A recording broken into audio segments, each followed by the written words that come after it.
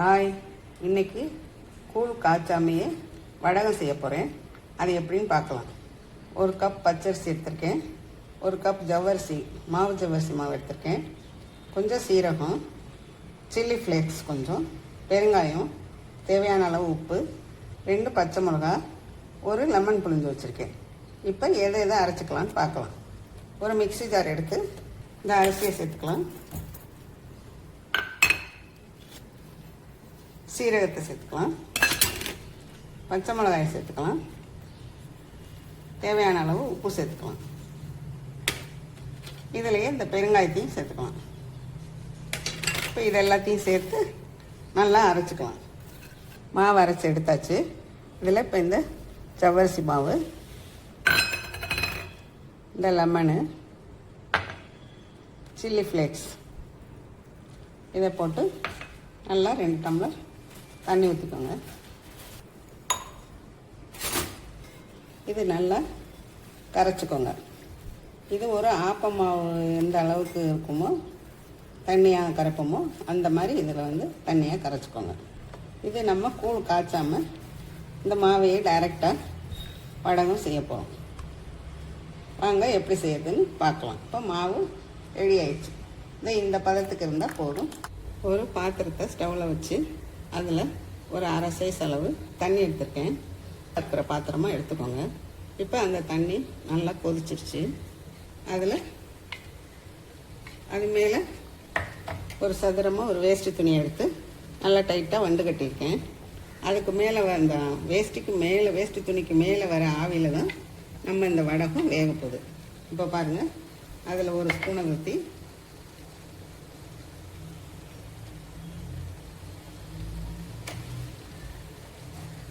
நீங்கள் எந்த அளவு மூடி வேணாலும் வச்சுக்கலாம்.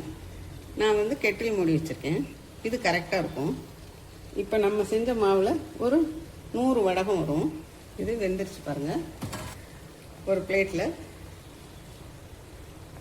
இதை எடுத்து இப்படி வச்சுக்கோங்க. இப்போ அடுத்தது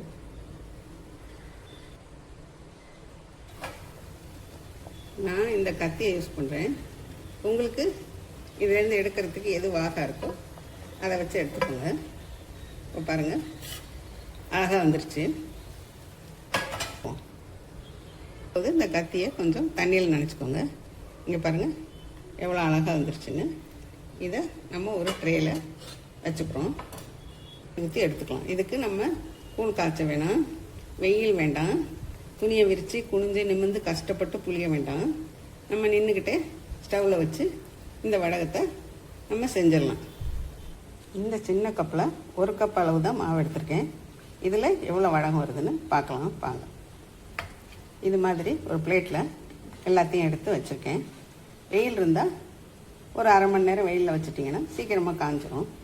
ஒரு 10 நிமிஷம் கழிச்சோடனே இதை லேசாக பெரட்டி போடுங்க. வெயில் இல்லைங்கிறவங்க கவலையப்பட வேணாம். ஃபேன் காற்றுல வச்சுட்டாலே இது நைட்டுக்குள்ளே காஞ்சிரும், சாயங்காலத்துக்குள்ளே. இதில் 1 பவுல் மாவு தான் எடுத்திருக்கேன். அதுக்கு நமக்கு எவ்வளோ வடகம் கிடச்சிருக்கு பாருங்கள். கிட்டத்தட்ட 20 வடகம் கிடச்சிருச்சு. நான் இது மாதிரி ஒரு 6 பிளேட்டில் இது மாதிரி செஞ்சு ஒரு அரை மணி நேரம் வெயிலில் வச்சுட்டு அரை மணி நேரம் கழித்து இதை திருப்பி விடுங்க. திருப்பி விட்டு அப்புறம் ஒரு அரை மணி நேரம் கழித்து பார்த்தா காஞ்சிரும். வெயில் இருக்கவங்க வெயிலே வச்சு எடுக்கலாம்.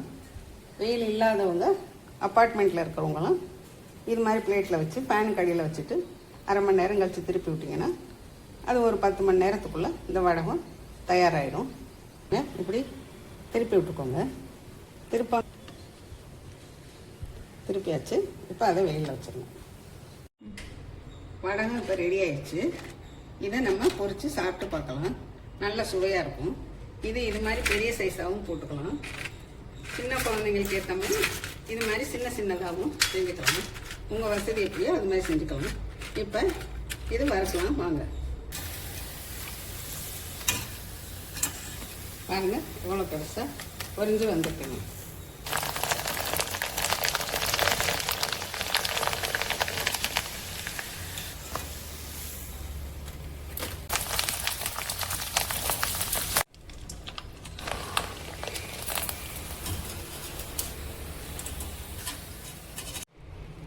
பாருங்கள் எவ்வளோ அழகாக பொரிஞ்சு வந்துருக்குன்னு.